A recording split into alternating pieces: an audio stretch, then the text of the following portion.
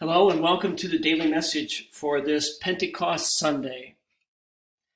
I'd like to first read the second reading for Mass today, which comes from the first letter to the Corinthians, chapter 12.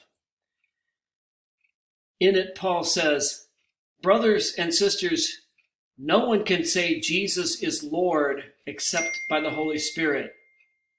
There are different kinds of spiritual gifts, but the same Spirit.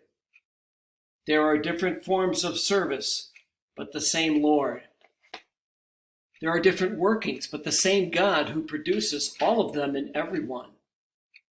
To each individual, the manifestation of the Spirit is given for some benefit. As a body is one, though it has many parts, and all the parts of the body, though many, are one body, so also Christ. For in one Spirit we were all baptized into one body, whether Jew or Greek, slave or free person, and we were all given to drink of the one Spirit." When we think of Pentecost Sunday, we tend to think about the experience of the apostles in Jerusalem, about how the wind blew in the room and about how they saw tongues of fire over their heads, and how this gave them the courage to go out and preach and to begin the work of building up the church. And it's very easy to think that that experience happened only once, that it happened only to the apostles on that first Pentecost. But that's not the case. The Holy Spirit is alive today. The Holy Spirit is present among us as the church. We received the Holy Spirit in baptism and in our confirmation. And we received the same Spirit that those apostles received that Pentecost Sunday. And just as we have received the same Spirit that they did, so also we are called to do the same work that they did, to make known the good news of Jesus Christ to all and everyone whom we meet.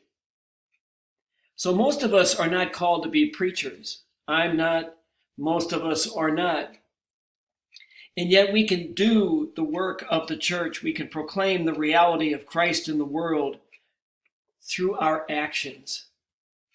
And so when people see us being merciful to one another, when people see us building community rather than division, when people see us offering words of comfort and hope and healing rather than words of division and bitterness, when people see us reaching out to those in need, when people see us working and praying and living together in families, that is the way that we are called to be witnesses to the reality of Christ in the world today.